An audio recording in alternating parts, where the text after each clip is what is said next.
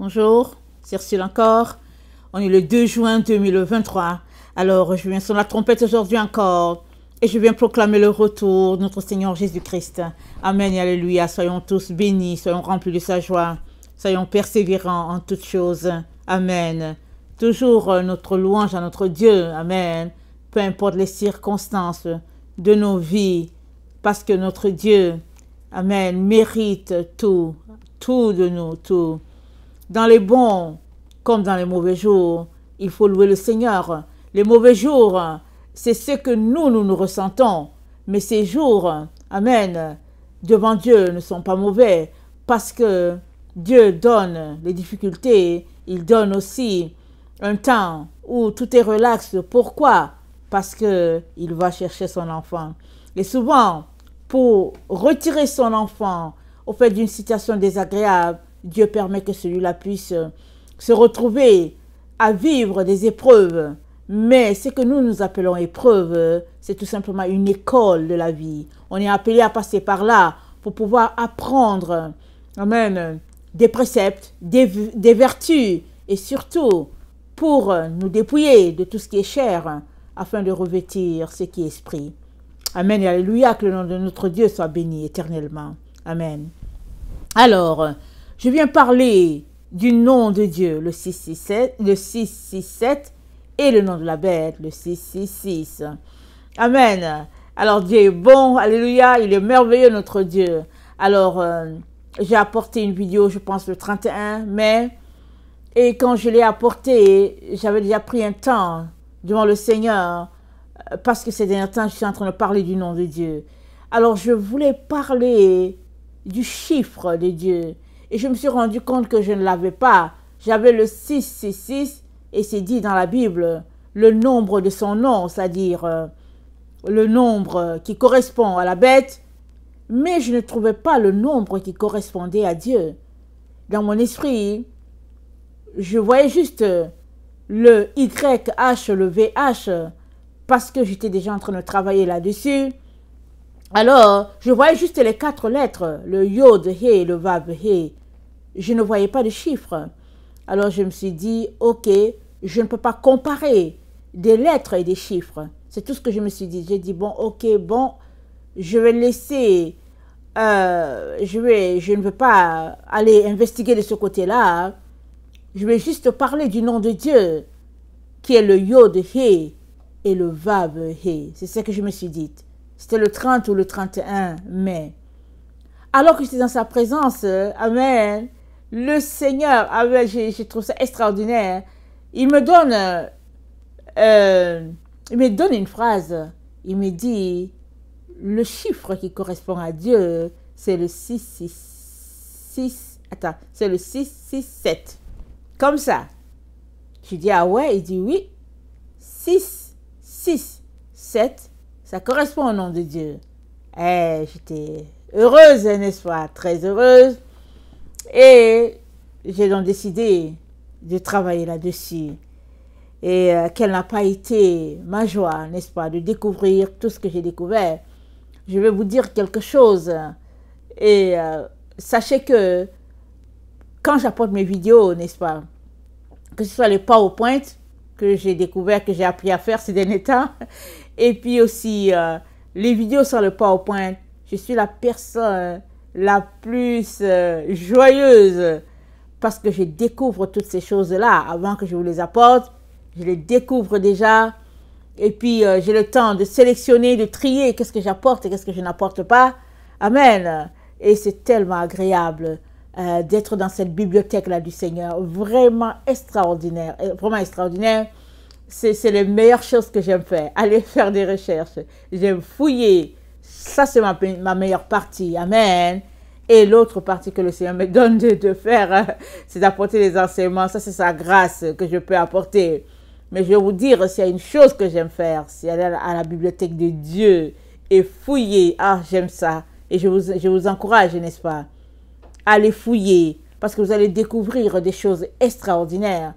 Parce qu'au fait, une personne qui apporte une vidéo, elle apporte juste une partie de ce qu'elle a découvert. Amen. C'est donc important d'aller plonger la main dans ce que Dieu a pour nous. Amen et alléluia. Alors, le nom de Dieu, 666. Le nom de la bête, 666. Amen. Alors, la première partie, je vais parler du nom de Dieu.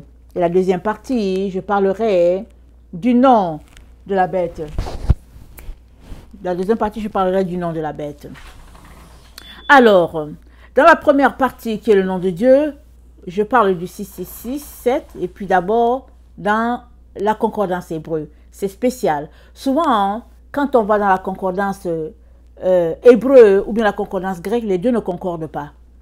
Et souvent aussi, l'un ne s'applique pas du tout. Et tu sais que Dieu est en train de te parler de telle partie. Mais quand je suis allée dans le 667, j'ai juste trouvé que les deux se complétaient. C'était extraordinaire. Et dans la concordance grecque et dans la concordance en hébreu. Alors aujourd'hui, je vous apporte ça. Que le nom de notre Dieu soit béni. Alors, je ne vais pas lire le Deutéronome 2, le verset 6 à 7. Il y a des parties que je vais lire, il y a d'autres parties que je ne vais pas lire. Ok? Il y a des parties, et je vous encourage, n'est-ce pas, à aller les lire, à aller faire des études aussi là-dessus. Et puis, donc voilà. Alors, le 667 en hébreu correspond au nom qui donne la vie, c'est-à-dire le nom qui enfante. Dans Deutéronome 22, le verset 6 à 7, ça nous parle de ça. Et je me rends compte que j'ai oublié un texte que je voulais mettre et que j'ai oublié, mais je vais vous le lire. Et prenez note, n'est-ce pas? Il est toujours important de prendre note de tout ce qu'on écoute, qu'on reçoit, et puis qu'on s'en va faire l'étude soi-même. Donc le 667, le nom qui correspond au nom de Dieu, mais c'est surtout un nom aussi qui renvoie au fait à tout ce que, à tous les attributs de Dieu. Amen. Et dans Ésaïe 66, parce qu'on vient de voir ici que c'est un nom qui donne la vie, un nom qui enfante. Donc dans Ésaïe 66, au verset 9, Dieu dit: ouvrirai-je le sein maternel pour ne pas laisser enfanter, dit l'Éternel. Moi qui fais naître, empêcherai-je d'enfanter, dit ton Dieu. Réjouissez-vous avec Jérusalem, faites d'elle le sujet de votre allégresse. Vous tous qui l'aimez, tressaillez avec elle de joie, vous tous qui menez deuil sur elle, afin que vous soyez nourris et rassasiés du lait de ses consolations, afin que vous savouriez avec bonheur la plénitude de sa gloire. Car ainsi parle l'Éternel, voici, je dirigerai vers elle la paix comme un fleuve, et la gloire des nations comme un torrent débordé. Et vous serez allaités, et vous serez portés sur les bras, et caressés sur les genoux. Comme un homme que sa mère console, ainsi je vous consolerai. Vous serez consolés dans Jérusalem. Vous le verrez, et votre cœur sera dans la joie, et vos os reprendront de la vigueur comme l'herbe. L'Éternel manifestera sa puissance envers ses serviteurs, mais il fera sentir sa colère à ses ennemis. Alors, je vous encourage à ajouter cela, n'est-ce pas, dans vos différentes lectures, dans votre temps avec le Seigneur. C'est Ésaïe 66, le verset 9 au verset 14. Alors Dieu, un Dieu qui enfante, alors il dit: ouvrirai-je le sein maternel pour ne pas laisser enfanter? Il est en train de dire: est-ce que je vais me mettre à faire avorter une grossesse? Dieu dit non. Alors voilà ce Dieu-là qui est notre Père. Il porte le 667 comme chiffre. Alors le 667 renvoie aussi à 65-24. Et ça parle des germes, ça parle des pousses, ça parle des fleurs, ça parle des signes de vie. Là où il y a germe, n'est-ce pas, il y a naissance. Amen. Alors la graine, tu la mets au sol, et ça prend peut-être 21 jours, et de là germe quelque chose, et puis ben voilà, il y a quelque chose qui naît de là. C'est ça notre Dieu. Et l'exemple d'Israël, n'est-ce pas, appelé à fleurir dans la fin des temps. Et je cite Matthieu 24, le verset 32, on va lire Matthieu 24. Le verset 32, voilà ce que Dieu dit. Il dit: instruisez-vous par une comparaison tirée du figuier. Dès que ses branches deviennent tendres et que les feuilles poussent, vous connaissez que l'été est proche. De même, quand vous verrez ces choses, sachez que le Fils de l'homme est proche à la porte. Je vous dis la vérité, cette génération ne passera point que tout cela n'arrive. Le ciel et la terre passeront. Mes paroles ne passeront point, dit le Seigneur l'Éternel. Amen. Que son nom soit béni. Amen. Alors, le 6, 6, 7, en hébreu, renvoie aussi au 35-56. Et c'est dit Kokab, et ça se prononce, comme vous voyez, Ko, et puis Kab. Ça veut dire une étoile qui scintille, une étoile qui illumine. Alors, l'idée de l'étoile, ça renvoie au Messie, ça renvoie au prince prophétisé dans Ézéchiel 44, le verset 1 à 3, je vous laisse regarder. Et ça renvoie à Nombre 24, là on va le lire. Alors c'est, comment on appelle ça là, Balaam qui a prophétisé. Balak, le roi de Moab, a appelé Balaam, le sorcier, pour lui dire, maudit Israël. Alors Balaam est parti pour maudire Israël. Malgré le fait qu'il a dit qu'il ne veut pas les cadeaux, il voulait quand même les cadeaux, parce que c'est un sorcier. Alors il est parti dans le but de maudire Israël, et Dieu l'a attrapé là-bas. Amen. Et Dieu lui a dit de ne pas maudire Israël. Et Dieu lui a quand même donné des révélations sur Israël. Vous savez, Dieu est Dieu, il peut utiliser qui il veut pour sa gloire. Amen. Alors, Balaam a été convoqué par Balak pour maudire Israël. Et ça a tourné que Dieu a parlé par Balaam pour que tout le monde sache que Israël ne peut pas être maudit et qu'il y a une étoile qui vient d'Israël, une étoile qui s'élève de là. Amen. Alors, Nombre 24, le verset 15. Balaam prononça son oracle et dit, « Parole de Balaam, fils de Béor, parole de l'homme qui a l'œil ouvert, parole de celui qui entend les paroles de Dieu, de celui qui connaît les desseins du Très-Haut, de celui qui voit la vision du Tout-Puissant, de celui qui se prosterne et dont les yeux s'ouvrent. Je le vois, mais non maintenant. Je le contemple, mais non de près. Un astre sort de Jacob. Alléluia. Un sceptre s'élève d'Israël. Il perce les flancs de Moab et il abat tous les enfants de Seth. Il se rend maître d'Édom. Il se rend maître de Séhir. Ses ennemis, Israël manifeste sa force. Celui qui sort de Jacob règne en souverain. Il fait périr ceux qui s'échappent des villes. Amen. Donc voilà ce que Balaam voit. Mais avant cela, au verset, le verset 2, toujours nous sommes dans Nombre 24, au verset 5, on va dire, voilà ce que Balaam a vu. Il dit, quelles sont belles tes tentes, ô Jacob, tes demeures, ô Israël. Elles s'étendent comme des vallées, comme des jardins près d'un fleuve, comme des aloès que l'Éternel a plantés, comme des cèdres le long des eaux. L'eau coule de ses eaux, de ses seaux, et sa semence est fécondée par d'abondantes eaux. Son roi s'élève au-dessus d'Agag, et son royaume devient puissant. Dieu l'a fait sortir d'Égypte. Il est pour lui comme la vigueur du buffle. Il dévore les nations qui s'élèvent contre lui. Il brise leurs os et les abat de ses flèches. Il ploie les genoux. Il se couche comme un lion, comme une lionne qui le fera lever. Béni soit quiconque te bénira, et maudit soit quiconque te maudira. Donc voilà ce que Balaam a vu. Amen. Et le 6, 7 renvoie aussi à la promesse de Dieu qu'il a faite à Abraham. Donc, avant que Balaam voie quelque chose, amen, Abraham avait déjà vu qu'est-ce que Dieu lui avait dit, n'est-ce pas? Alors, parce que le Kokab parle d'une étoile, d'un Messie qui s'élève d'Israël. Et à Abraham, du verset, nous sommes à Genèse 22, au verset 15, voilà ce que Dieu dit à Abraham. L'ange de l'Éternel appela une seconde fois Abraham des cieux et dit, je le jure par moi-même, parole de l'Éternel, parce que tu as fait cela et que tu n'as pas refusé ton fils, ton unique, je te bénirai et je multiplierai ta postérité, comme les étoiles du ciel et comme le sable qui est sur le bord de la mer. Et ta postérité possédera ta postérité possédera à la porte de tes ennemis.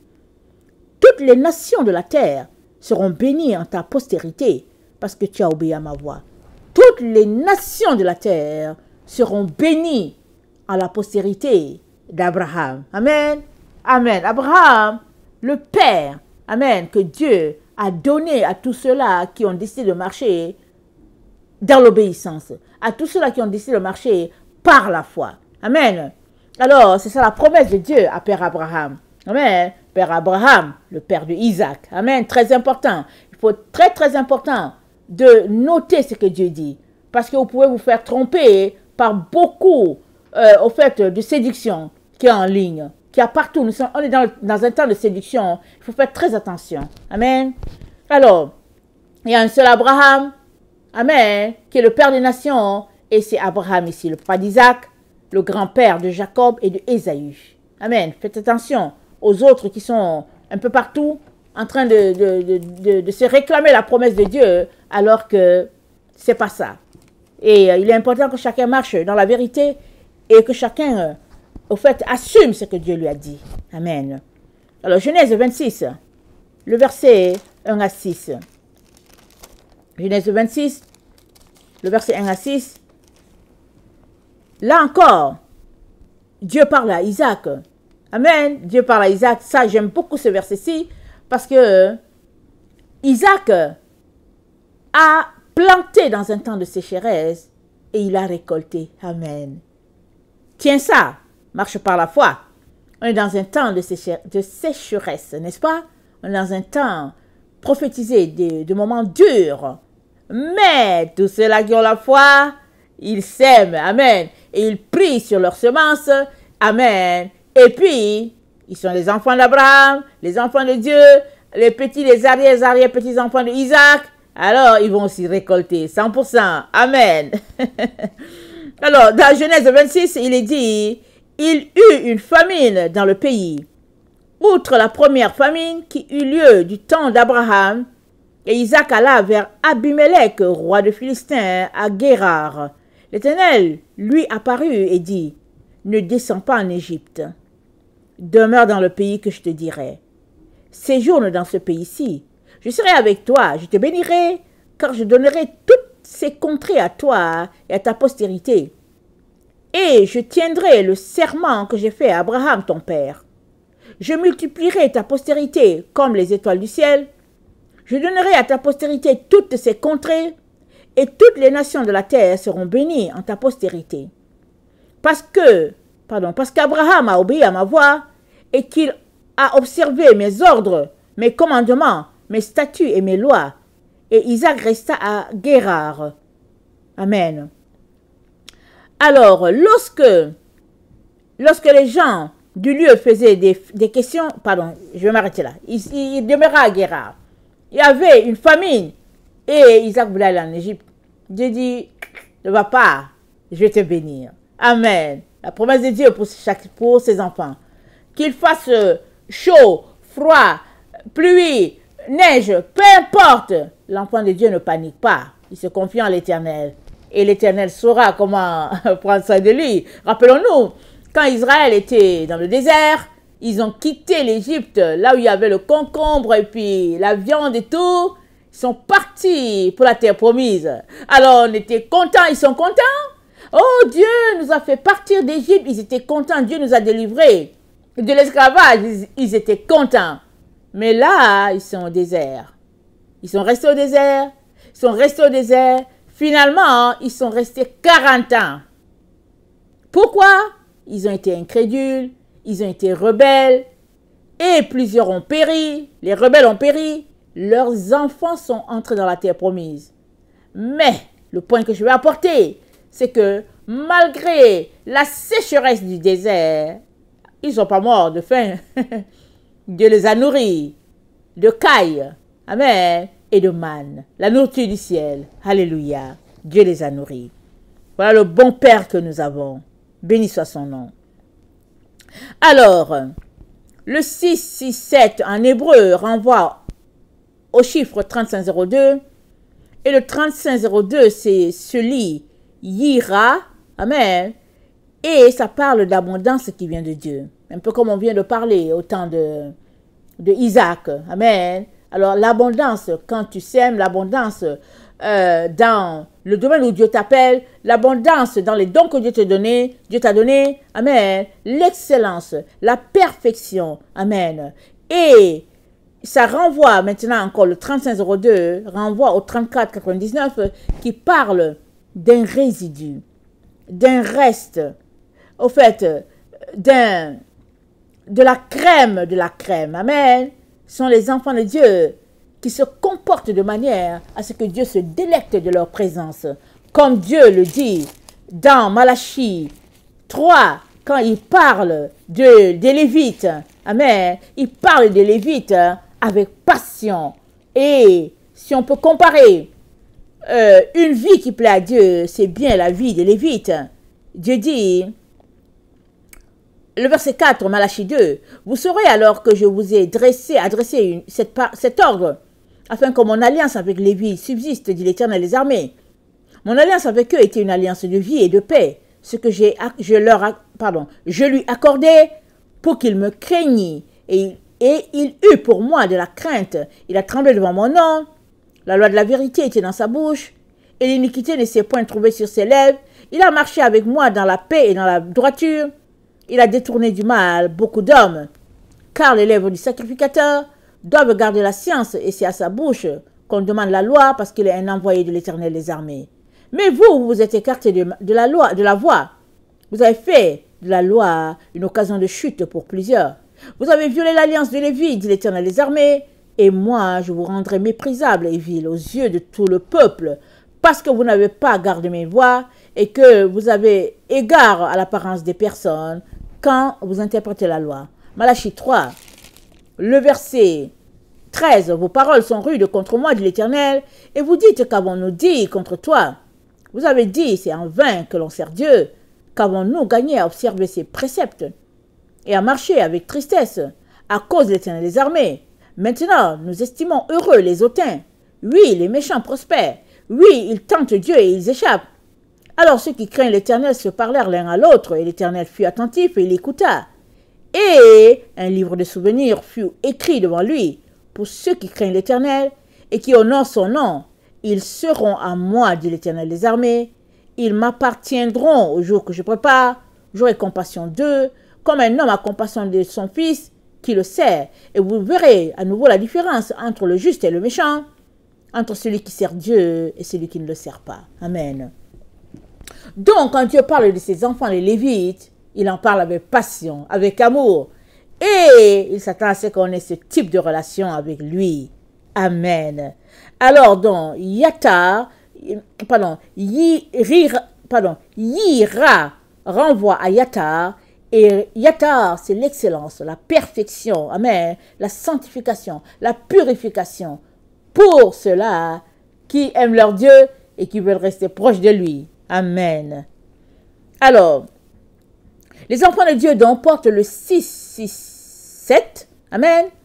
Et parce que ils ont choisi de se dépouiller, ils ont choisi d'aimer leur Dieu et de le servir, peu importe les circonstances de leur vie, ils ont décidé de tourner le dos au monde, aux valeurs de ce monde et d'aimer Dieu en profondeur. Alors, dans Zacharie, on est dans quoi? Dans Zacharie 2, voilà ce qui est dit.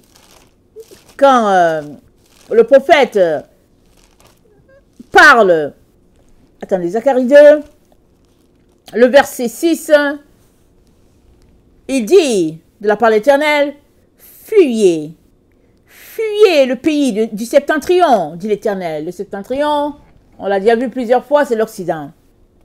Car je vous ai dispersés aux quatre vents des cieux, dit l'Éternel. Sauve-toi, Sion, toi qui habites chez la fille de Babylone, car ainsi parle l'Éternel des armées, après cela viendra la gloire.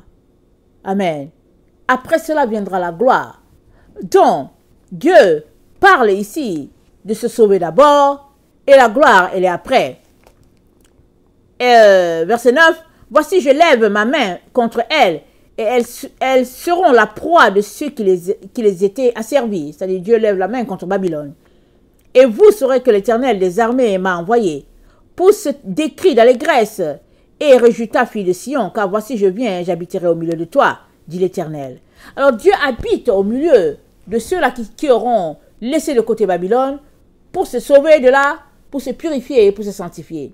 Amen. Et dans Ézéchiel 6, dans Ézéchiel 6, le verset 1 à 10, voilà ce que Dieu dit. Je m'excuse pour le petit bruit. Ézéchiel 6, le verset 1 à 10. La parole de l'Éternel me fut adressée en ces mots, fils de l'homme, tourne ta face vers les montagnes d'Israël et prophétise contre elles. Tu diras, montagnes d'Israël, écoutez la parole du Seigneur, de l'Éternel. Ainsi parle le Seigneur, l'Éternel, aux montagnes et aux collines, aux ravins et aux vallées. Voici, je fais venir l'épée contre vous, et je détruirai vos hauts lieux. Vos autels seront dévastés. Vos statues du soleil seront brisées, et je ferai tomber vos morts devant vos idoles. Je mettrai les cadavres des enfants d'Israël devant leurs idoles, et je disperserai vos ossements autour de vos autels. Partout où vous habitez, vos villes seront ruinées, et vos hauts lieux dévastés. Vos autels seront délaissés et abandonnés. Vos idoles seront brisées et disparaîtront. Vos statues du soleil seront abattues et vos ouvrages anéantis. Les morts tomberont au milieu de vous, et vous saurez que je suis l'Éternel.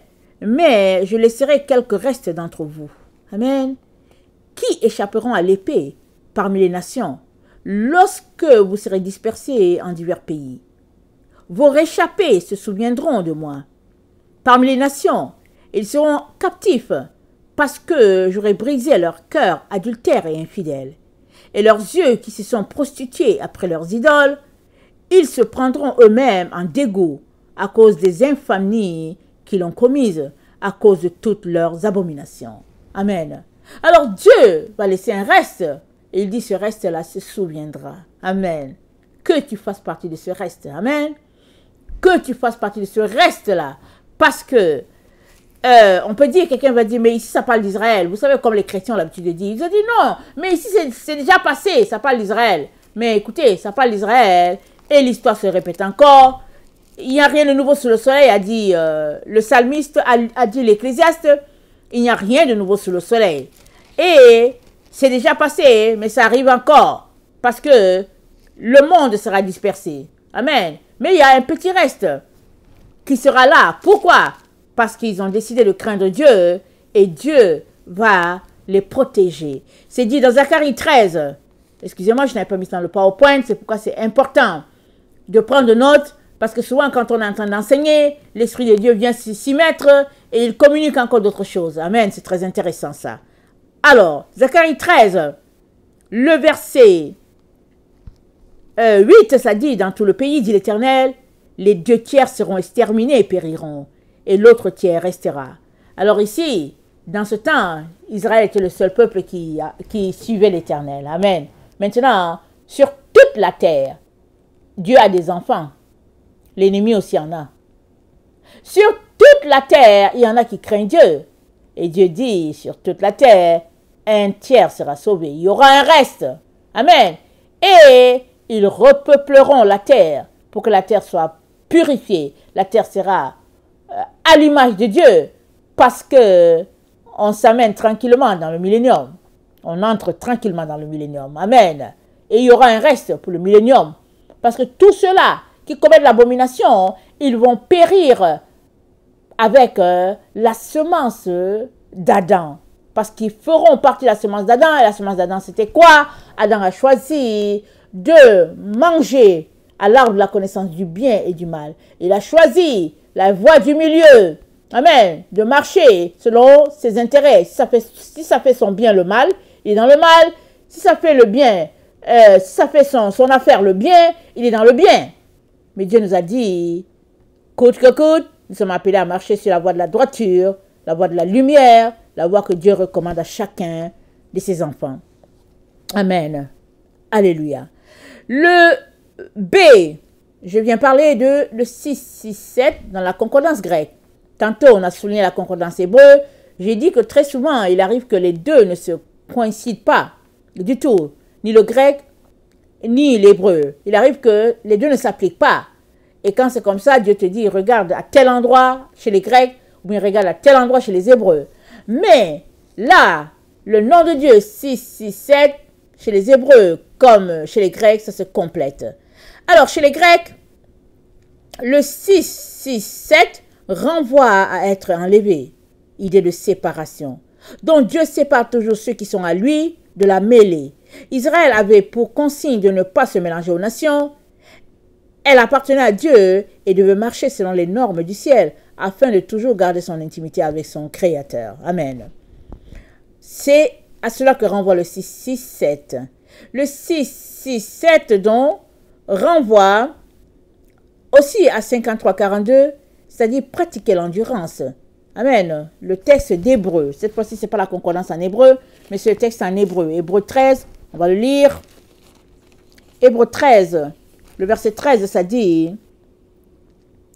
ça dit, sortons donc pour aller à lui, hors du camp, en portant son opprobre, car nous n'avons point ici-bas de cité permanente, mais nous cherchons celle qui est à venir.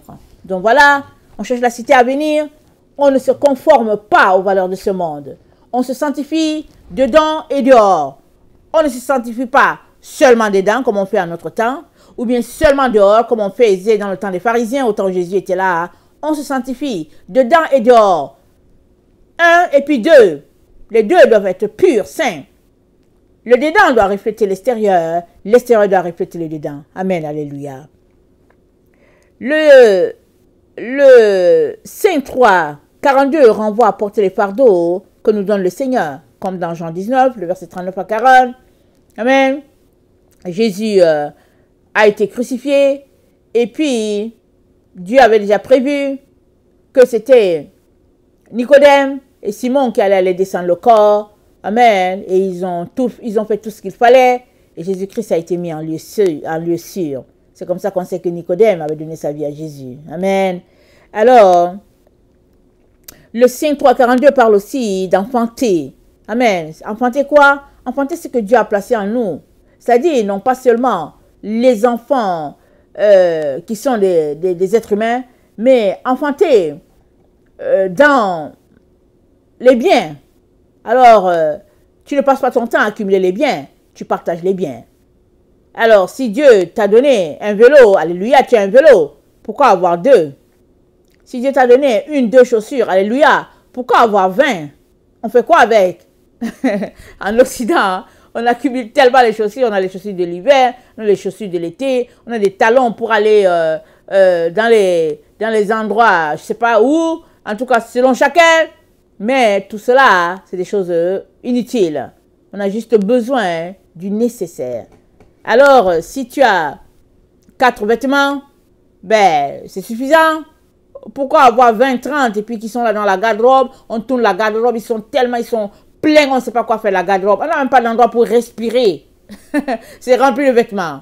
Débarrassons-nous de cela et faisons l'œuvre de Dieu parce qu'il y en a beaucoup qui ont besoin de vêtements. Amen. C'est très bon de partager. C'est ce que Dieu attend de chacun d'entre nous. Alors vous lirez Jean 12, le verset 24 à 25. Amen. Alors le 6-6-7 renvoie à 53-42. C'est parce que le 667, c'est le nom de notre Dieu, mais c'est d'annoncer le décret céleste, amen, qui est de veiller et de réveiller, amen, les enfants de Dieu. Alors, c'est préserver la vérité, c'est un décret de Dieu, c'est empêcher que la descendance du Seigneur soit polluée, voire pervertie d'une semence étrangère, parce que, qu'est-ce qui s'est passé dans le jardin d'Éden? L'ennemi est venu et il a perverti la semence de Dieu. C'est comme ça qu'Adam et Ève ont été souillés. Il y a eu perversion. Dieu a dit, vous obéirez à Dieu. Mais ils ont été souillés, pollués, amenés à aller dans le sens contraire de ce que Dieu voulait pour eux. Alors, le nom de Dieu, donc, le 667, nous aide, amen, à garder les yeux fixés sur notre Seigneur, à garder le dépôt. Ça nous pousse à diriger les autres dans la bonne direction, comme le fait un bon berger. Ça nous pousse à montrer le chemin droit aux autres. Amen. Le 6-6-7 renvoie au 5-7-5. Alors, le 5-7-5 fait allusion à l'endroit où nous sommes nés. Pour nous qui avons fait de Christ notre Seigneur, cela renvoie à la croix de Christ. Nous sommes nés à Golgotha. La croix, c'est le trône de tout l'univers. C'est là que nous avons reçu notre nom d'enfant de Dieu. C'est toujours grâce à la croix que nous recevrons nos robes blanches, parce que nous aurons accepté de nous laver par le sang de Christ, versé de la cour du souverain sacrificateur, parce que c'est là que Jésus-Christ a été frappé. Il a été tellement frappé qu'il avait de la difficulté à marcher jusqu'à Golgotha. Il est tombé, il n'était pas capable d'avancer avec sa croix. Et Simon a été désigné pour l'aider. Amen. Et là encore, on renvoie encore au 53-42, qui est de porter les fardeaux les uns les autres. Et Simon a été amené à porter le fardeau avec Christ. Il a porté la croix de Jésus. Il l'a aidé. Amen. Mais au fait, Jésus est tombé. Pourquoi? Ils l'ont tellement frappé que sa chair a été arrachée. Parce qu'au bout de la chicotte, qui était en peau d'animaux, il y avait des clous là-bas. Ils ont frappé Jésus, pas 39 coups. Ils l'ont frappé plus qu'ils devaient le frapper. Ils l'ont frappé, bastonné. Son sang a coulé. Sa chair a été arrachée. Il paraît que le film de Mel Gibson relate un peu ce que Jésus-Christ a vécu. Excusez-moi, je ne l'ai pas vu. Mais, c'est ça que les gens disent. Mais tout ce que je sais, c'est que quand tu vas lire les descriptions de comment Jésus-Christ a été bastonné, c'est dit que dans le temps, il y avait des clous qui étaient accrochés à la chicotte. Et Jésus-Christ a été tellement bastonné que son sang a coulé là. Il était épuisé. C'était déjà compliqué d'arriver. Mais, grâce à Dieu, il est arrivé à Golgotha. Parce que l'ennemi voulait l'empêcher d'arriver. Il allait dire, non, tu n'as pas été cloué au bois. Parce que c'est dit, maudit est celui qui est cloué au bois. Moïse a annoncé Jésus-Christ. Il a mis le serpent des reins. Et quiconque regardait au serpent des reins ne mourrait pas. Et le serpent des reins annonçait Jésus-Christ.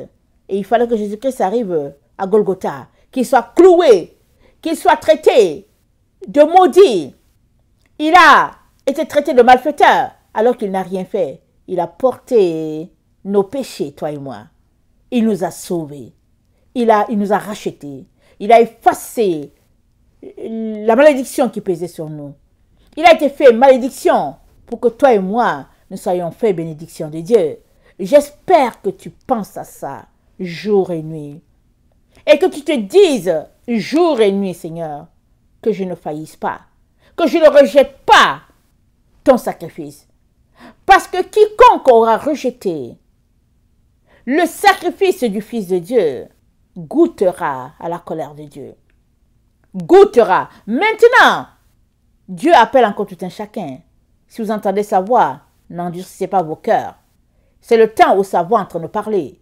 C'est le temps où Dieu est en train de rassembler ses enfants. Peu importe que ce soit par cette chaîne, que ce soit par d'autres, Dieu est en train de rassembler les enfants de Dieu. Alors, qu'est-ce que tu attends pour donner ta vie à Jésus-Christ? Parce qu'il a payé de sa vie pour toi. Amen. Il y a eu échange. Il est donc important que tu saisisses cela et que tu ne laisses pas passer cette occasion. Amen. Donc Jésus-Christ a donné sa vie pour nous sauver. Alléluia. Béni soit son nom. Amen. Le 667 renvoie à 575. C'est-à-dire le 575, c'est le matériel par lequel nous sommes tissés. C'est-à-dire nous sommes tissés en Jésus. Amen. Ici, ça parle un peu du tabernacle, n'est-ce pas? Le tabernacle renvoie à Dieu, à la figure de Dieu, à tout ce qui est de sainteté. Alors, nous avons été tissés d'une semence nouvelle. Amen. C'est le sang de Jésus-Christ qui est dans notre ADN, qui est dans notre veine. Le 575 renvoie à l'origine des choses. On retourne à l'origine. Dieu a créé les cieux et la terre, mais il l'a créé comment? Au commencement, la sagesse. Amen. Dans notre Bible, on dit, au commencement, Dieu créa les cieux et la terre. Mais quand tu vas dans la Torah, c'est dit, au commencement, la sagesse. Alléluia, c'est merveilleux. Au commencement, la sagesse. Parce que quand on dit Dieu a créé les cieux et la terre, oui, il l'a fait. Mais le truc est que tu ne vois pas l'élément de base, la fondation, tu ne vois pas.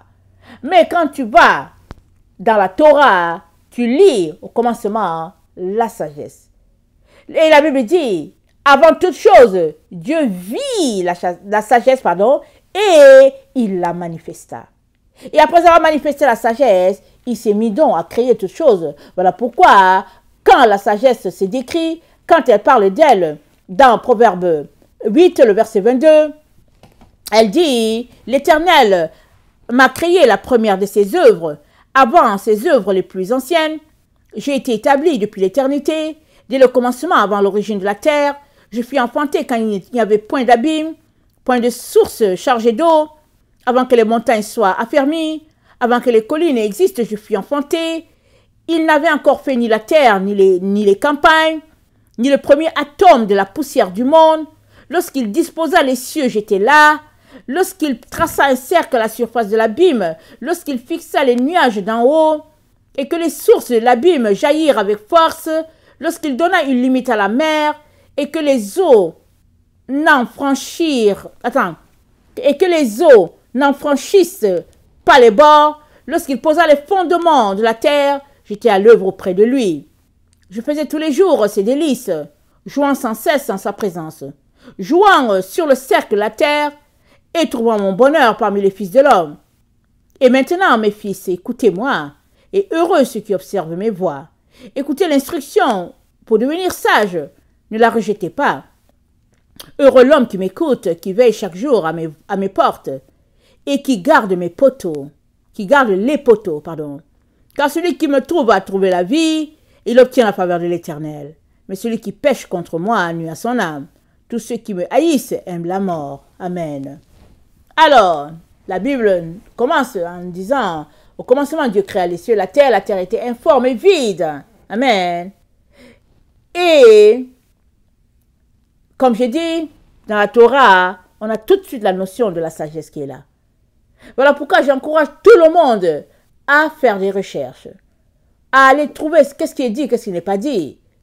Parce que, quand tu cherches Dieu, et que tu bâtis ta relation avec lui, tu es obligé de t'arrêter pour se dire, ok, avant toute chose, Dieu a manifesté la sagesse.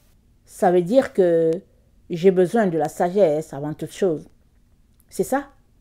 Parce que nous avons été créés à l'image de Dieu. Tu ne peux pas te lever pour dire, ok, je fais ceci, je fais cela. Est-ce que tu as appelé la sagesse? Parce que Dieu, avant toute chose, a d'abord placé la sagesse. Information très importante pour tous les enfants de Dieu. Le 575, c'est la source de la vie, c'est-à-dire ça renvoie à la sagesse. Amen. 575 renvoie à la construction qui découle du 667. Ça renvoie à un tabernacle, ça renvoie à une maison, un lieu sûr d'habitat éternel, ça renvoie à la montagne de Sion. On va lire Apocalypse 1, le verset 4 à 8. Amen. Et on va lire les deux textes d'Apocalypse que j'ai pourvus. Alors, Apocalypse 1 d'abord. Apocalypse 1, le verset 4 à 8. Ça dit, excusez-moi, j'ai des parties coupées. Hein. Je n'ai pas fait attention, mais j'ai des pages coupées. Mais on va voir. Ouais. Jean, aux 7 églises qui sont en Asie, que la grâce et la paix vous soient données de la part de celui qui est, qui était et qui vient, de la part de cet esprit qui sont devant son trône, de la part de Jésus-Christ, le témoin fidèle, le premier-né des morts, et le prince des rois de la terre, à celui qui nous aime, qui nous a délivrés de nos péchés par son sang, et qui a fait de nous un royaume de sacrificateurs pour Dieu son Père. À lui soit la gloire et la puissance au siècle des siècles. Amen. Voici, il vient avec les nuées, et tout œil le verra, même ceux-là qui l'ont percé, et toutes les tribus de la terre se lamenteront à cause de lui. Oui, amen. Je suis l'alpha et l'oméga, dit le Seigneur Dieu, celui qui est, qui était, qui vient, le Tout-Puissant. Amen. Béni soit son nom. Amen. Apocalypse 21, le vers, et puis je ne vais pas tout lire, n'est-ce pas? Ça dit, puis je vis un nouveau ciel, une nouvelle terre, car le premier ciel et la première terre avaient disparu, et la mer n'était plus. Et je vis descendre du ciel d'auprès de Dieu, la ville sainte, la nouvelle Jérusalem, préparée comme une épouse qui s'est parée pour son Dieu. Et j'entendis du trône une voix forte qui disait, voici le tabernacle de Dieu avec les hommes. Il habitera avec eux, il sera son peuple, pardon, ils seront son peuple et Dieu lui-même sera avec eux. Il essuiera toute larme de leurs yeux et la mort ne sera plus. Il n'y aura plus ni deuil, ni cri, ni douleur, car les premières choses ont disparu. Amen, alléluia.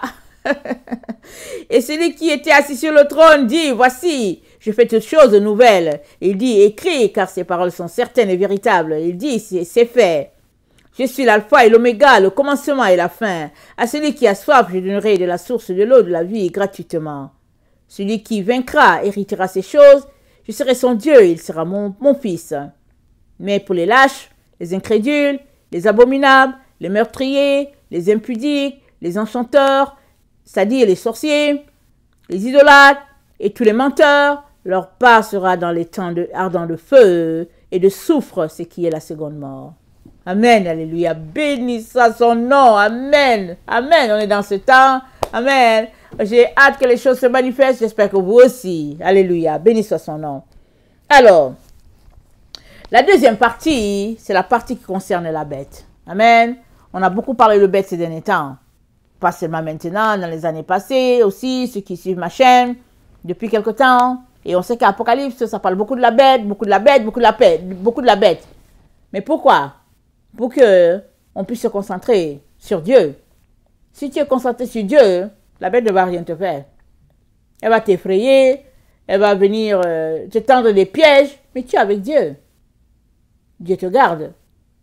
Tant et aussi longtemps que tu demeures avec Dieu, et que tu pratiques les choses que tu dois pratiquer, amen, la bête, elle est là pour que tu puisses t'épurer. Mais si tu collabores avec la bête, alors, ben voilà, ça sera compliqué pour toi de te retrouver du côté du 667. Parce que la bête, c'est le 666. Alors, on en a longuement parlé. Si vous allez sur mon site, vous allez voir différentes vidéos, c'est le problème. Bon, il y a un petit, c'est pas ordonné, mais bon, voilà. Vous allez trouver tout ce que vous voulez. Mais, si vous lisez votre Bible, si vous prenez le temps pour chercher Dieu, alors, vous allez vraiment vous délecter de tout ce que Dieu a pourvu. Et je vous encourage à courir, n'est-ce pas? Parce que les bonnes informations, les vraies informations sont souvent effacées.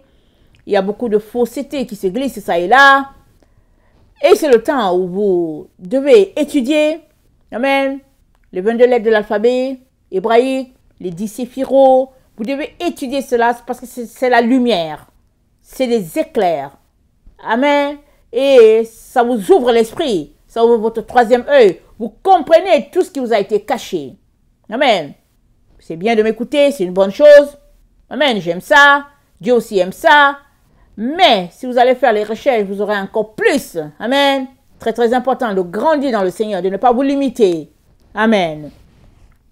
Apocalypse 14, le verset 9 à 13. Apocalypse 14, ça dit ceci. 9 à 13. Et un troisième ange les suivit en disant d'une voix forte, si quelqu'un adore la bête et son image et reçoit une marque sur son front ou sur sa main, il boira lui aussi du vin de la fureur de Dieu, versé sans mélange dans la coupe de sa colère. Il sera tourmenté dans le feu et le soufre devant les saints anges et devant l'agneau. Et la fumée de leur tourment monte au siècle des siècles, et ils n'ont de repos ni jour ni nuit. Ceux qui adorent la bête et son image, et quiconque reçoit la marque de son nom. C'est ici la persévérance des saints qui gardent le commandement de Dieu et la foi de Jésus. Et j'ai entendu du ciel une voix qui disait, écris, heureux dès à présent les morts qui meurent dans le Seigneur, oui, dit l'Esprit, afin qu'ils se reposent de leurs travaux, car leurs œuvres les suivent. Apocalypse 13, de versets 15 à 18. Et il lui fut donné d'animer l'image de la bête, afin que l'image de la bête parlât. Elle fit que tous ceux qui n'adoraient pas l'image de la bête fussent tués. Elle fit que tous, petits et grands, riches et pauvres, libres et esclaves, reçussent une marque sur leurs mains, droite ou sur leur front, et que personne ne put acheter ni vendre sans avoir la marque, le nom de la bête ou le nombre de son nom. C'est ici la persévérance, que celui qui a de l'intelligence calcule le nombre de la bête, Et c'est un nombre d'hommes, et son nombre est 666. Verset 8, nous sommes toujours dans Apocalypse 13, je ne l'avais pas cité, c'est important que tu le saches. Et tous les habitants de la terre l'adoreront, ce dont le nom n'a pas été écrit dès la fondation du monde dans le livre de vie de l'agneau qui a été immolé. Si quelqu'un a des oreilles, qu'il entende.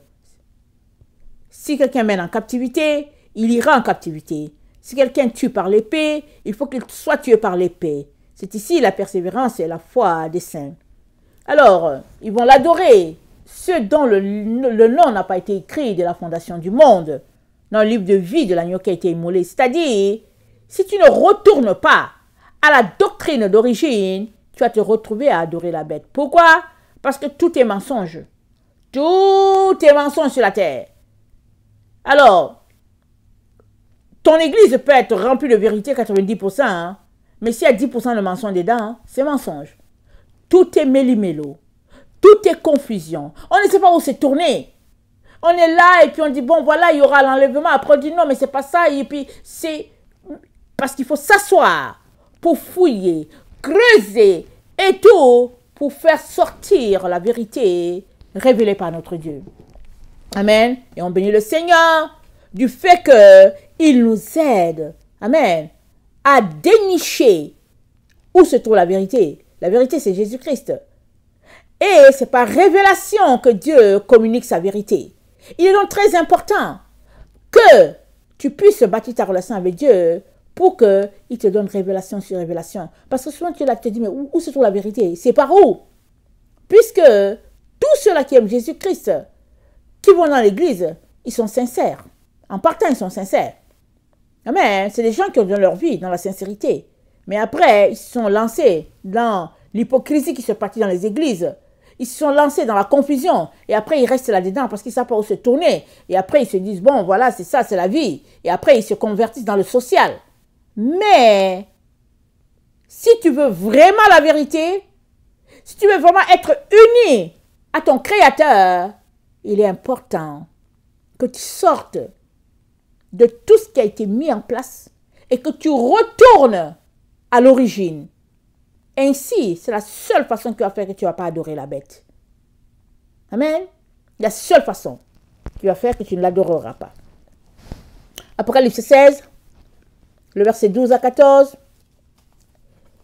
c'est dit, le 6e versa sa coupe sur le grand fleuve, l'Euphrate, et son eau tarit afin que le chemin des rois venant de l'Orient fut préparé, et je vis sortir de la bouche du dragon, et de la bouche de la bête, et de la bouche du faux prophète, 3 esprits impurs, semblables à des grenouilles, car ce sont les esprits de démons, qui font des prodiges et qui vont vers les rois de toute la terre, afin de les rassembler pour le combat du grand jour du Dieu Tout-Puissant.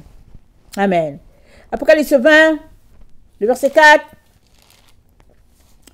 Et je vis des trônes, et à ceux qui s'y assirent fut donné le pouvoir de juger.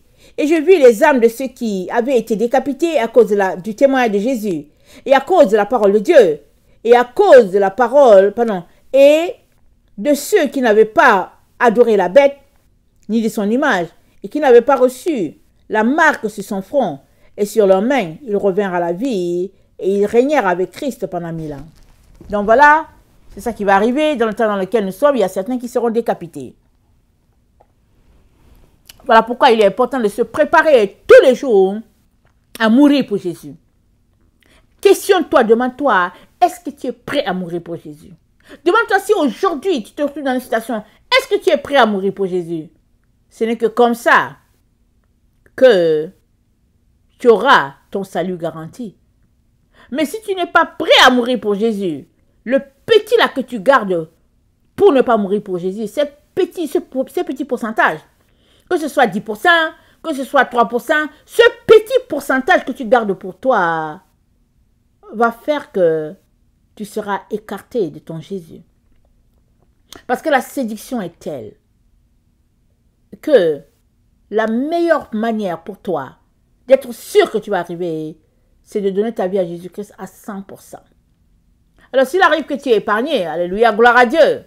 Mais s'il arrive aussi que physiquement on t'enlève la vie, gloire à Dieu. Pourquoi? Parce que les morts physiques en Jésus-Christ ne sont pas morts. Amen. Ils ne sont pas morts. C'est juste que on les fait sortir de leur boîte. Nous sommes tous dans une boîte, notre corps, on les fait sortir avant, d'une façon violente. C'est tout. Tous ceux-là qui voudront perdre leur vie, non, tous ceux-là qui voudront conserver leur vie, la perdront, a dit Jésus. Mais tous ceux-là qui auront perdu leur vie pour Jésus, la retrouveront. Où te trouves-tu? Amen. Le 6-6, amen, en grec, renvoie à une absence, à une déficience. Alors, dans le 6-6-6, la Bible en parle, mais quand tu vas dans la concordance grecque, ça dit que la personne est absente. La personne est contrôlée par quelqu'un d'autre. Elle n'est pas dans son corps. Jésus-Christ a dit quoi? Il a dit, avant que quelqu'un entre dans une maison, amen, et prenne possession de la maison, elle vient d'abord pour lier l'homme fort. Quand elle lie l'homme fort, elle peut faire ce qu'elle veut. Et Jésus-Christ aussi a dit quoi? Il a dit de se débarrasser de tous les esprits que nous avons, de toutes les déficiences que nous avons, de toutes les faiblesses que nous avons. Parce que si nous débarrassons, il dit de remplir la maison. Il faut que la maison soit habitée tout de suite. Une fois que l'esprit mauvais est sorti, il dit de faire habiter la maison. Et qui habite la maison? Le Saint-Esprit. Mais si tu fais sortir, au fait, le mauvais comportement que tu as, si tu fais sortir ce vice-là que tu as, ce mal-là que tu as, ce péché-là que tu as, si tu le fais sortir et que tu ne remplaces pas cela par le Saint-Esprit, alors, Jésus-Christ a dit quoi?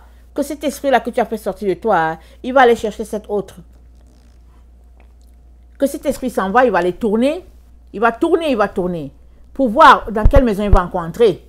S'il ne trouve pas de maison, il revient avec cet autre, il vient s'installer, et il se dit quoi? La condition de cette personne sera pire. Alors, Jésus-Christ ne veut pas que ta vie soit contrôlée par un démon, un esprit méchant. Voilà pourquoi il a pourvu à l'avance, il nous a donné un autre consolateur, le Saint-Esprit. Il a dit, il va demeurer éternellement avec vous. Alors, le Saint-Esprit habite-t-il pleinement en toi? Amen. Est-ce que le Saint-Esprit est là? S'il est là en toi pleinement, alors, remplis ta lampe à tous les jours. Et le Saint-Esprit en toi au maximum. Il n'y a aucun esprit méchant qui va venir pour prendre possession de ta maison. Et avant qu'il vienne, tu l'auras taclé, lié et puis jeté dehors. C'est comme ça que les enfants de Dieu se comportent. Le 666 renvoie au 549.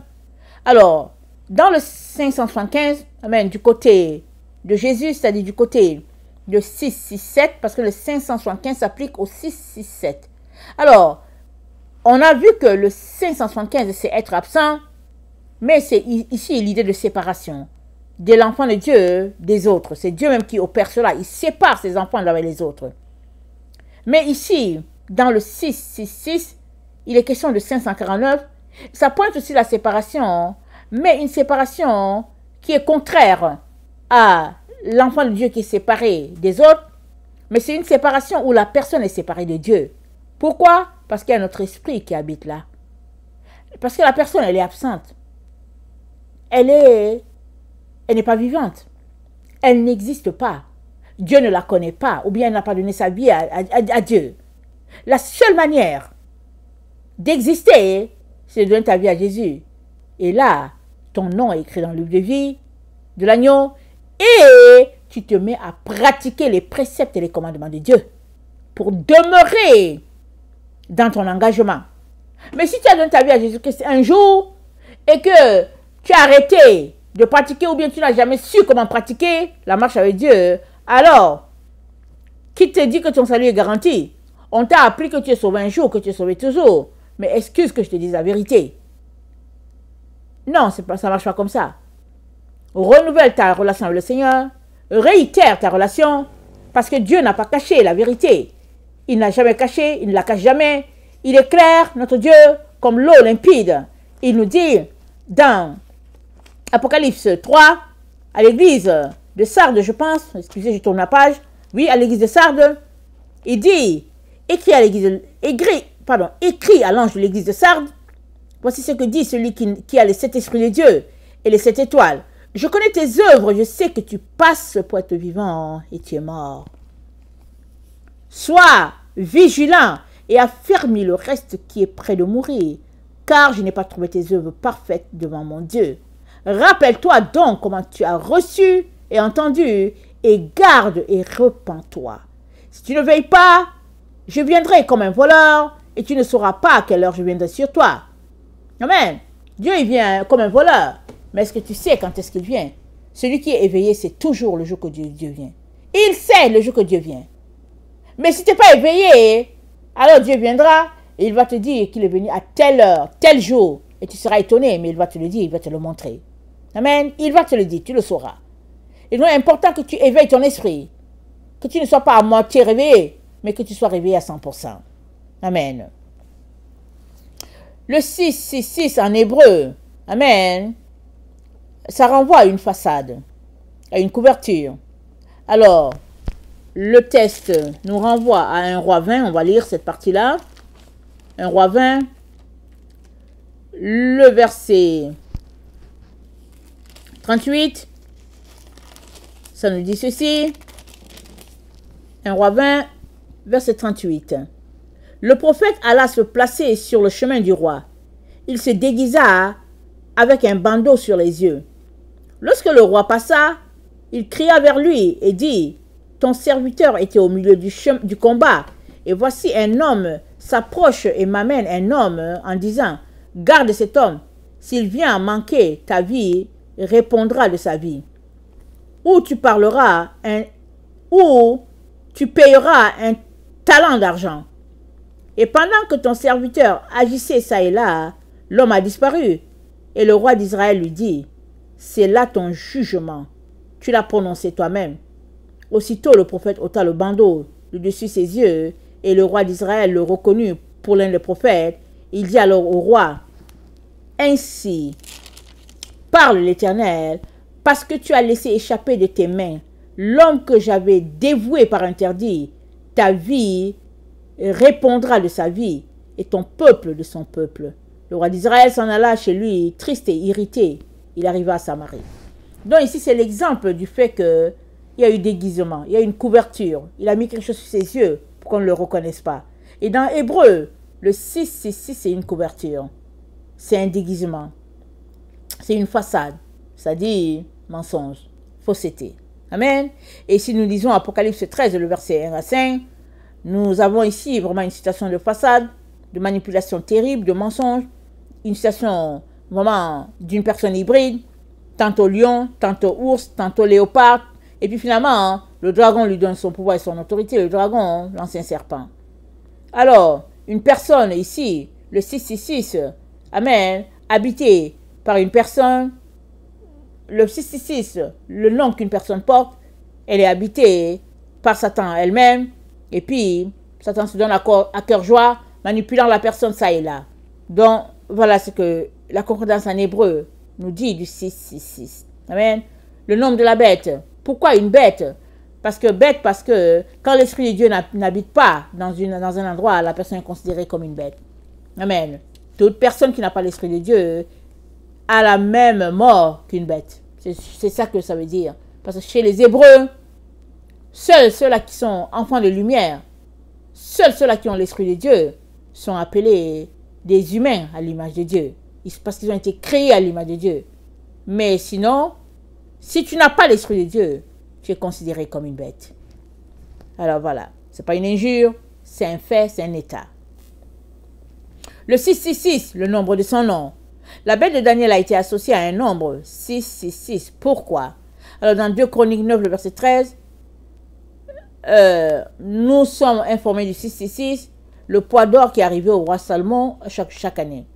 Un roi 10, 21 jusqu'à 29 relate un peu la vie du roi Salomon, richesse du monde, activité avec les autres rois, et puis vie d'échange, de commerce, les gens du monde, une vie de commerce où la gloire du monde était exposée. Donc, quel contraste le roi Salomon a mené avec les consignes, n'est-ce pas, loin des consignes de notre Dieu. Quel contraste. C'est triste, amen. Mais le roi Salomon, amen, s'est repenti. Alors, nous voyons bien que Dieu n'a pas changé. Les consignes qu'il a données à l'origine, c'est les mêmes consignes en notre temps. Il n'a pas changé. Alors, on va lire le texte de Matthieu 6, le verset 19 à 34. Mais je viens encore ici, puisque j'étais sur la même lancée, je viens parler du roi Salomon, qui a essayé tout ce qu'il a essayé, et il s'est égaré, il est revenu à Dieu, et il est venu, il dit, vanité de vanité, tout est vanité. Voilà la conclusion que Dieu a pour chacun d'entre nous. Tout est vanité. La seule chose qui n'est pas vanité, c'est notre Dieu. Tu as besoin de donner ta vie complètement à Dieu pour ne pas te retrouver dans la vanité. Dieu merci, le roi Salomon a été sauvé. Amen, Dieu merci. La grâce de Dieu l'a sauvé. Mais est-ce que toi, tu vas mener la même vie que le roi Salomon a mené? Parce que la Bible nous dit que c'est pas ça. Que Dieu attend de nous. Le roi Salomon était un humain comme toi et moi. Il s'est égaré. Il est important qu'on ne fasse pas la même chose qu'il a fait. Alors, je vais lire les deux textes avant de revenir sur Matthieu 6. Proverbe 2, le verset 1 à 7, parlant de notre Dieu, ça dit ceci. Mon fils, si tu reçois mes paroles, et si tu gardes avec toi mes préceptes, si tu rends ton oreille attentive à la sagesse, si tu inclines ton cœur à l'intelligence, oui, si tu appelles la sagesse, et si tu élèves ta voix vers l'intelligence, si tu la cherches comme l'argent, si tu la poursuis comme un trésor, alors tu comprendras la crainte de l'Éternel et tu trouveras la connaissance de Dieu. Car l'Éternel donne la sagesse, de sa bouche sortent la connaissance et l'intelligence. Il tient en réserve le salut pour les hommes droits, un bouclier pour ceux qui marchent dans l'intégrité, en protégeant les sentiers de la justice et en gardant la voie des fidèles. On est appelé à chercher Dieu comme on cherche l'or, comme on cherche l'argent. Amen. Voilà la consigne. Le roi Salomon a cherché l'or, il a cherché l'argent. Et ce n'était pas ça que Dieu attendait de lui, après la sagesse que Dieu lui a donnée. Il avait la sagesse, il avait l'argent, l'or, il était en commerce avec les dieux de la terre, mais Dieu nous a appelés à vivre dans la sainteté, dans la pureté, vraiment séparés de tout ce qui se passe dans le monde. Amen. Alors on peut voir que seule ta proximité avec Dieu va te donner de vivre une vie comme ça. Et dans Matthieu 13, il est dit, Matthieu 13, on retourne à Matthieu 13, le verset 44, c'est dit, le royaume des cieux est encore semblable à un trésor caché dans un champ. L'homme qui l'a trouvé le cache encore et dans sa joie, il va vendre tout ce qu'il a et achète le champ. Ici, ça parle de toi.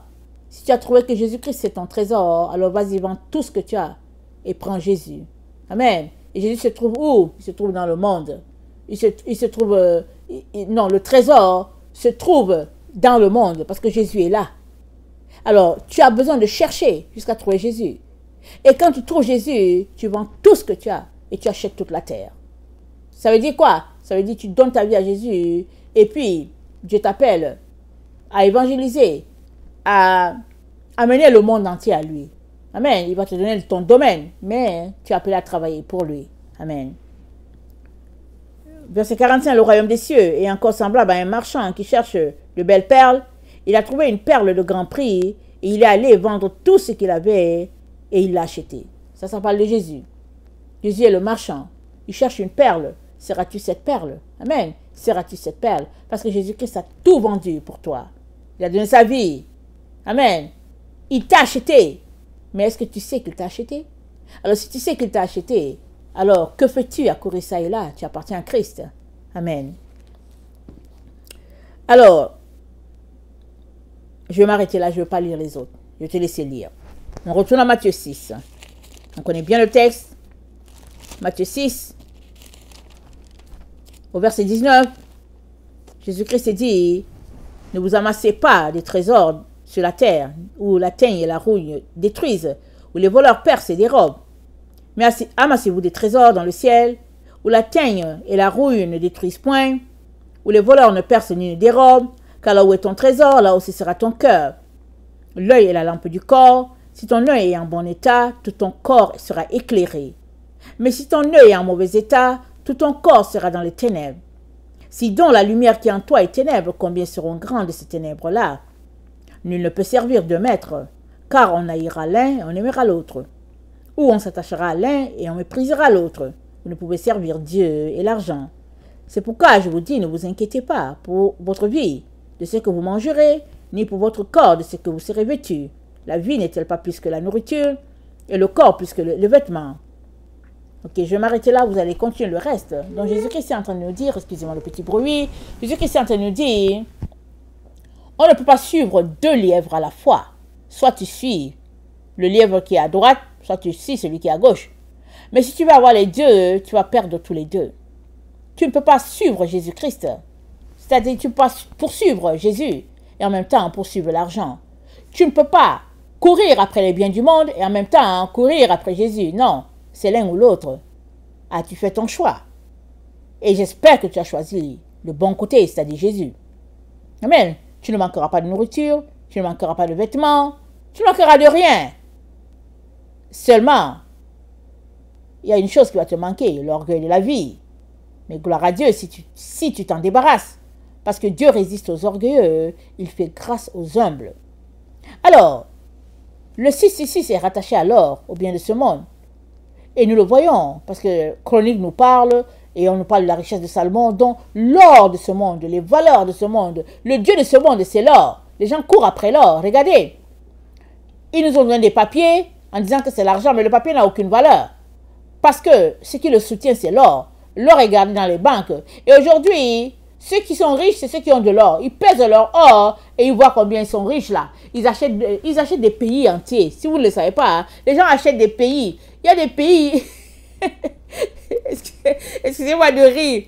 Il y a des pays qui ne nous appartiennent plus.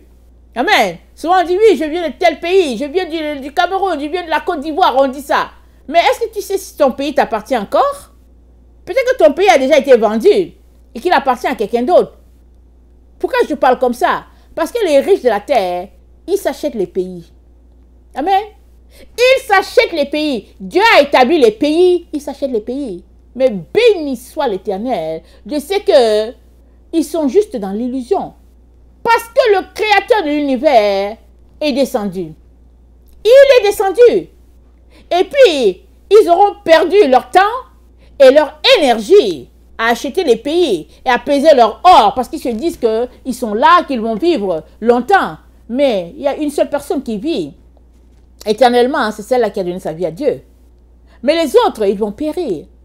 Et qu'est-ce qu'ils auront fait avec tout leur or là, qui sont là en train de se trafiquer dans l'illusion en disant que les pays leur appartiennent? Les pays appartiennent à Dieu. Ça n'appartient pas à ces hommes-là. Mais l'orgueil de la vie les a menés là où ils sont, et ils sont là, ils achètent des pays. Au lieu de se mettre à chercher Dieu, ils achètent des pays. Mais toi, qu'est-ce que tu fais? Pendant qu'eux, ils achètent des pays, toi, tu cherches à acheter un bateau, tu cherches à acheter une maison, que cherches-tu? Toutes ces choses-là, ça n'a pas de valeur. Ça dit que tout est vanité. Cherche à acheter Jésus-Christ.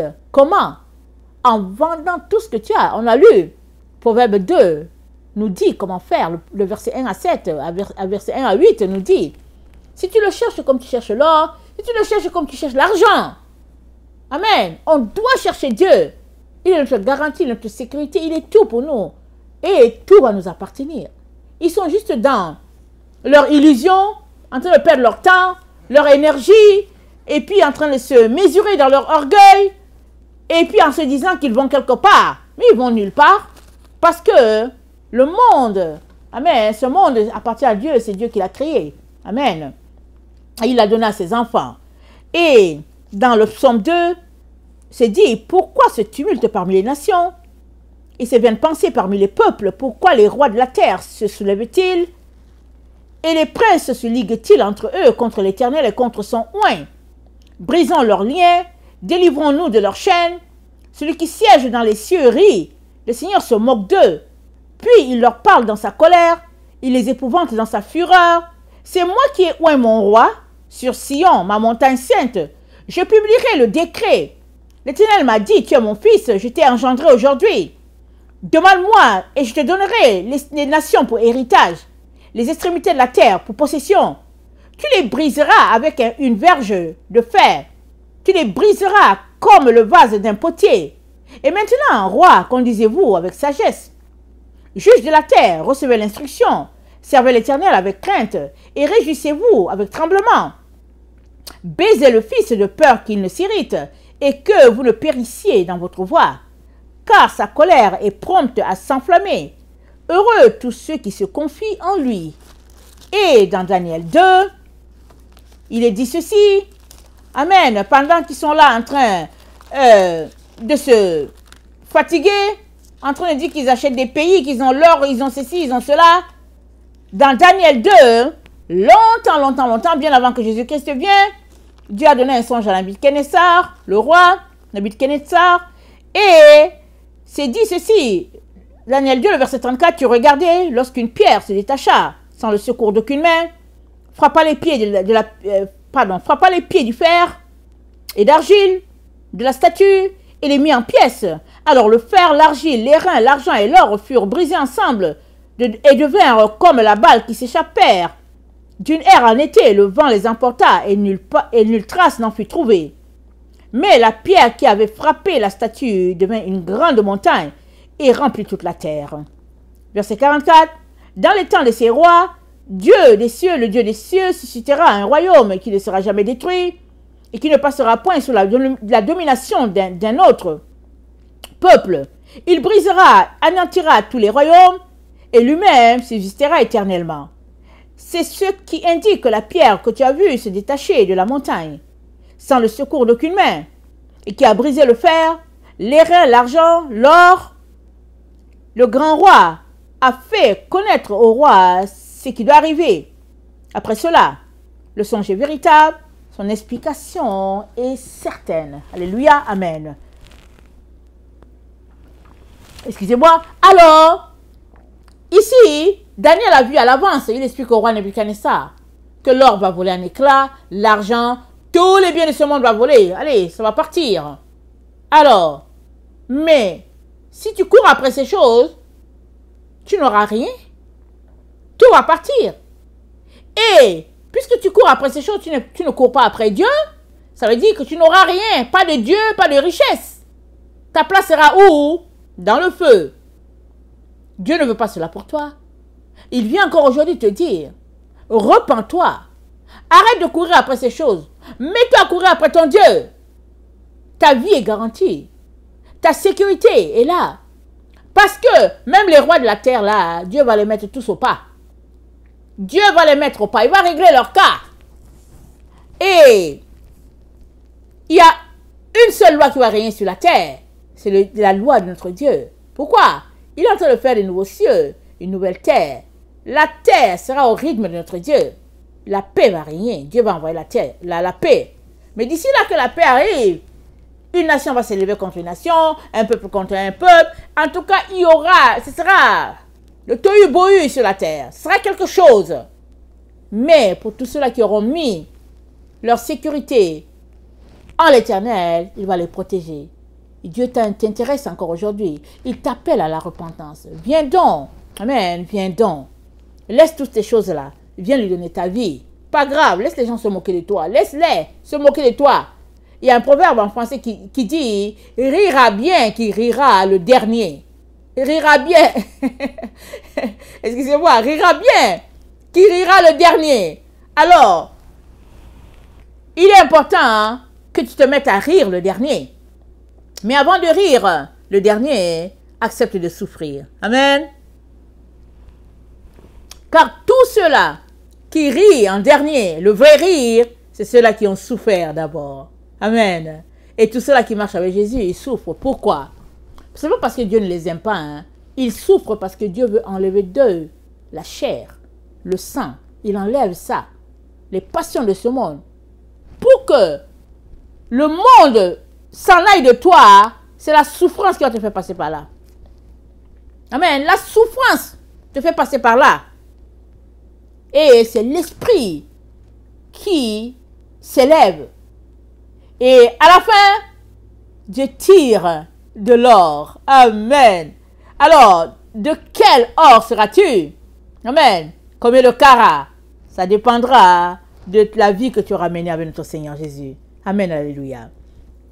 Alors, quel chiffre portes-tu? 667 ou bien 666? Tous les humains portent un chiffre. Tous portent une lettre. Tous appartiennent à un camp ou à l'autre. Nul n'habite les deux camps à la fois. Si tu portes la lettre Yod He, le Vav He, et le chiffre qui va avec, c'est-à-dire le 667, soit tu portes la marque de la bête et le nombre de son nom, c'est-à-dire le chiffre 666. Donc voilà. Soit tu es avec YHVH et le chiffre 667, pardon. Soit tu portes la marque de la bête et tu as le chiffre 666. Donc, question très utile pour toi. Quel est ton chiffre? Quelle est ta lettre? Amen. Seuls ceux qui portent le nom Yod He et Vav He et le 667 échapperont et se retrouveront sur le mont Sion. Apocalypse 14, le verset 1 à 5. Je vais terminer avec ça. Amen. Et on bénit le Seigneur. Amen. Parce qu'il a des promesses importantes pour nous. Alléluia. J'espère que tu es content, n'est-ce pas? Alléluia. Célébrons le Seigneur, notre Dieu, le merveilleux Sauveur. Alléluia. Alors, Apocalypse 14. Ok.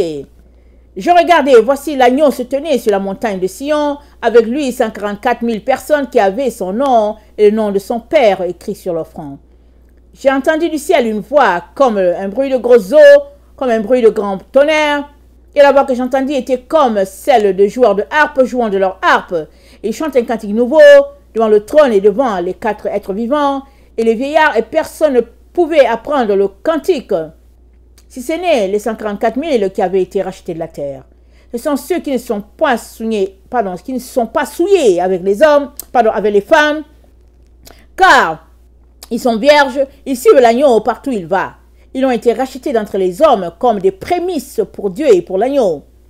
Et dans leur bouche, il ne s'est point trouvé de mensonge, car ils sont irrépréhensibles. Amen. Alors en passant, un jour j'étais dans la présence du Seigneur, le Seigneur a dit, pourquoi faut-il que ce soit 144 000? Amen.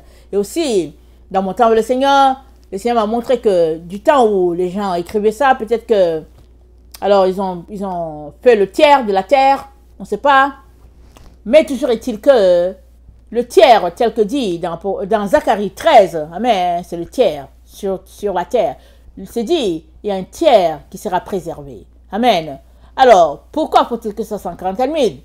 Tous ceux-là qui voudront, amen, de leur Seigneur, vont accourir et le Seigneur ne va rejeter personne. Amen. Donc, ne vous arrêtez pas sur le chiffre. Arrêtez-vous juste sur le fait que vous êtes désireux, assoiffés, affamés de vous retrouver sur la montagne de Sion. Et vous allez vous y rendre. Amen.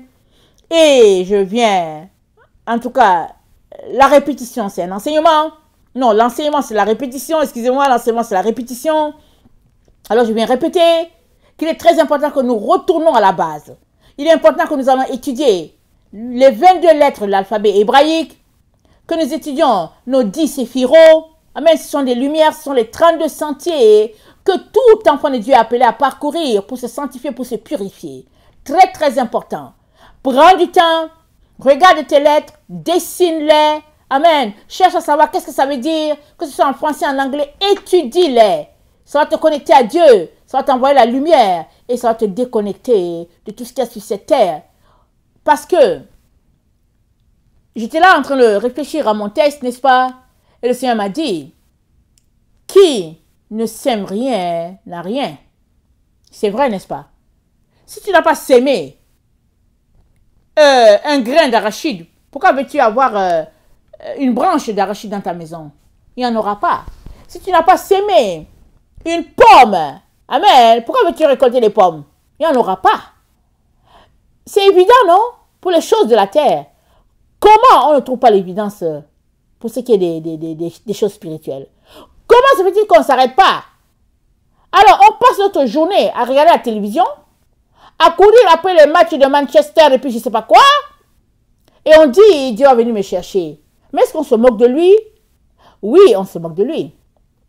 On passe le temps à courir après les shows de ce monde. Les shows, les télévisions, Internet, je ne sais plus quoi dire. On regarde des matchs de basketball et puis les feuilletons, j'en passe. Je ne connais même plus les noms des choses. On est là devant. On est là, on se délecte de ces choses-là. Et on dit, Dieu va venir me chercher. Mais, le jour que tu laisseras toutes ces choses-là, c'est ce jour-là que tu commenceras à chercher Dieu. Oui, tu peux dire qu'il viendra. Mais au fait, si tu ne te presses pas, comme il a dit, il viendra comme un voleur. Ce n'est pas nous qui allons le rejoindre en haut, non. Ce n'est pas nous qui décidons. C'est lui qui vient. Je t'encourage à aller lire. Luc 12, à partir du verset 35, c'est Jésus-Christ qui vient. Il vient. Il vient récompenser les uns et puis punir les autres. Prends ça. Et puis, mets ta vie en règle. Amen. Très, très important. Et on bénit le Seigneur parce que la leçon est finie. J'aurais aimé continuer, mais c'est fini. Alléluia. Je vous souhaite un bon sabbat. Amen. Et Maranatha, on est dans le temps qui annonce à venir notre Seigneur. Et que sa gloire repose sur chacun d'entre nous. Et on se retrouve encore à d'autres vidéos. Amen. Alléluia. Soyez bénis. Amen.